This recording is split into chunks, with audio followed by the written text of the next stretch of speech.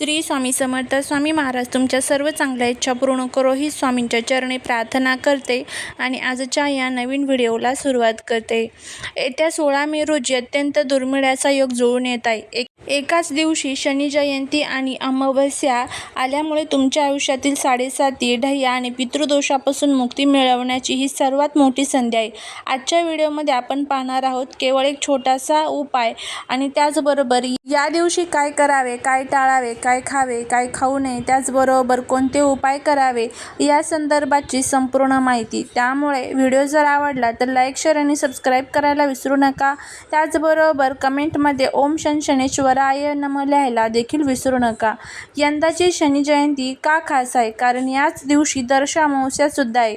ज्योतिषशास्त्रानुसार असा योग अनेक वर्षांनी येतो. शनी मंदिरात जाऊन या दिवशी लोखंडी वाटीत मोहरीचे तेल द्या. त्यात स्वतःचा चेहरा पाणी ते तेल दान करा. याला छायादान म्हणतात. त्याचबरोबर सायंकाळी 6 ते 7च्या दरम्यान संध्याकाळी पिंपळाच्या झाडाखाली मोहरीच्या तेलाचा दिवा लावा. शनिदेवाच्या त्रासातून सुटका हवी असेल तर मारुती रायाची उपासना करा.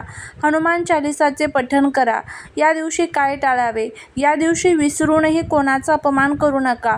विशेषतः वृद्ध माणसे आणि कष्टकरी लोक तसेच घरी मांस मध्ये आणू नका, अन्यथा शनिदेवाचा कोप होऊ शकतो. शनी जयंती आणि अमावस्येच्या शुभ संयोगावर शनिदेवाची विशेष कृपा मिळवण्यासाठी काही प्रभावी उपाय देखील तुम्ही करू शकता. हे उपाय विशेषतः आर्थिक अडथळे दूर करण्यासाठी आणि मानसिक शांततेसाठी अत्यंत उपयुक्त मानले जातात. या दिवशी तुम्हाला शमीच्या झाडाची पूजा करायची आहे. शनिदेवाला शमीचे झाड अत्यंत प्रिय आहे. 16 मे रोजी सायंकाळी शमीच्या झाडापाशी मोहरीच्या तेलाचा दिवा लावा. दिव्याजवळ बसून शनिदेवाचा ओम शनैश्वराय नमः या मंत्राचा जप करा.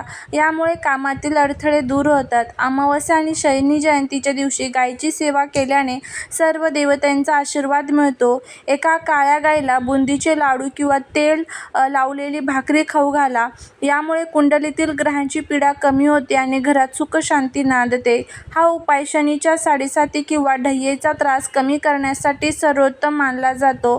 त्याचबरोबर या दिवशी अमावस्याच्या दिवशी मुंग्यांना साखर मिश्रित पीठ खाऊ घातले खूप शुभ मानले जाते. घराबाहेर जिथे मुंग्यांची वारुळे असतील तिथे थोडे पीठ आणि साखर टाका. तसेच पक्ष्यांसाठी घराच्या छतावर पाणी आणि धान्य ठेवा. सकाळी तांब्याच्या कलशात थोडे दूध, काळे तीळ आणि पाणी मिसळून पिंपळाच्या मुळाशी अर्पण करा. अर्पण करताना ओम नमो भगवते वासुदेवाय या मंत्राचा जप करा. या दिवशी काही वस्तूंचे दान करणे विशेष फलदायी मानले जाते. त्यामध्ये लोखंडी वस्तू, तवा, चिमटा, कढई, काळ्या वस्तू, काळे ब्लँकेट, काळे तीळ, काळे कपडे. गरजू व्यक्तीला चप्पल किंवा बूट दान केल्याने राहू केतूचे दोषही कमी होतात. जर तुमच्यावर कर्जाचा डोंगर असेल तर या दिवशी एका नारळावर काळा धागा गुंडाळा. त्यावर थोडे मोहरीचे तेल लावा आणि तो नारळ वाहत्या पाण्यात प्रवाहित करा किंवा शनी मंदिरात ठेवा.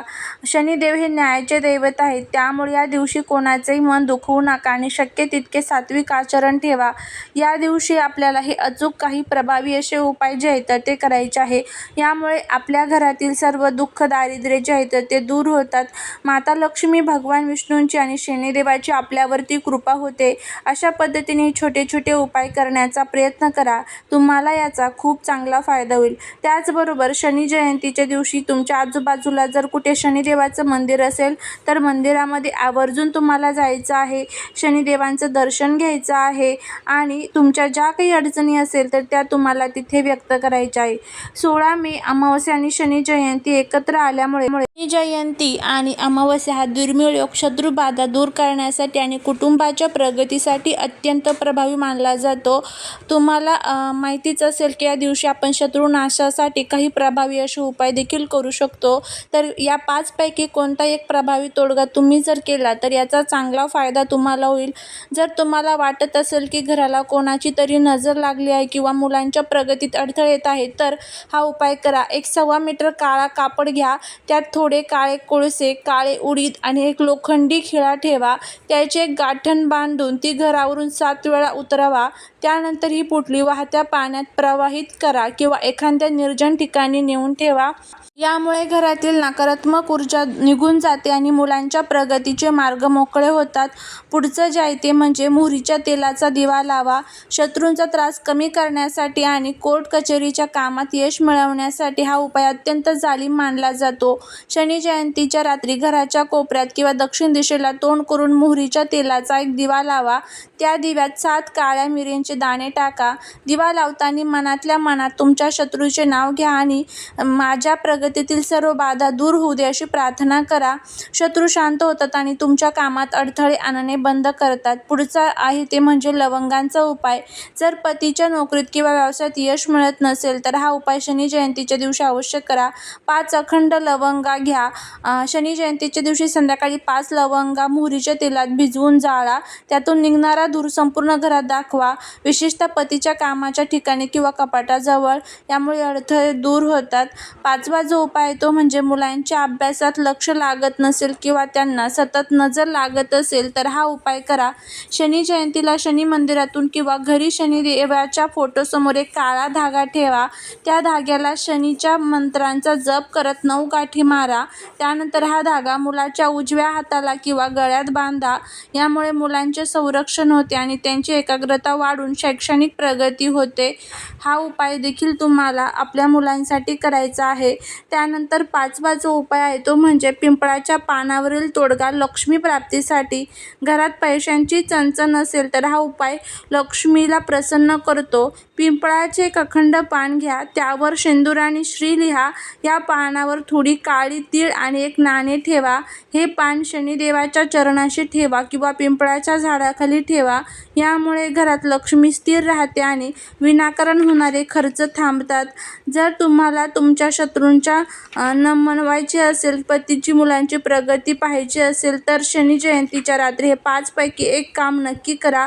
हे उपाय पूर्ण श्रद्धेने केल्यास शनिदेवाच्या कृपेने तुमच्या कुटुंबावर आलेले सर्व संकटे दूर होईल. तुम्हाला यातील कोणताही एक उपाय करायचा आहे. जी तुमची अडचण असेल त्या अडचणीनुसार तुम्ही हे उपाय करू शकता. त्याचबरोबर या दिवशी आपल्याला शनी मंदिरामध्ये जाऊन शनिदेवांचं दर्शन घ्यायचं आहे. काळे उडीद आवर्जून दान करायचे आहे. काळे तीळ आवर्जून दान करायचे आहे आणि हे दान केल्यामुळे आपल्या जीवनातील शनीची साडेसाती, शनीची ढैया यासारखे जे काही त्रास असेल आपल्या कुंडलीमध्ये तर ते सर्व त्रास जे आहेत तर ते आपले दूर होण्यासाठी मदत होत असते. तर अशा पद्धतीने हे छोटे छोटे उपाय किंवा छोटे छोटे जे तोडगे असतात हे जर आपण या दिवशी केले तर शनिदेवाची अखंड कृपा ही आपल्यावरती होत असते. तर अशा पद्धतीने तुम्हाला हे उपाय करायचे आहे. बघा, आपण कोणते उपाय करतो, सेवा करतो तर ते करत असताना आपला त्यावरती पूर्ण विश्वास, भक्ती आणि श्रद्धा पाहिजे. त्यावेळेसच आपल्याला त्याचा जो फायदा आहे तर तो होत असतो. उपाय हा भक्तीने, श्रद्धेनेच करायचा. नक्कीच आपल्याला त्याचा पूर्ण फायदा होईल. जर तुम्हाला हा व्हिडिओ आवडला असेल तर लाईक, शेअर आणि सबस्क्राईब करायला विसरू नका. भेटूया पुढच्या एका छानशा नवीन व्हिडिओत एका नवीन माहितीसोबत. तोपर्यंत सर्वांना श्री स्वामी समर्थ.